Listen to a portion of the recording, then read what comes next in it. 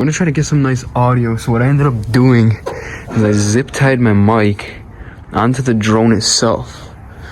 So we'll see how this sounds like.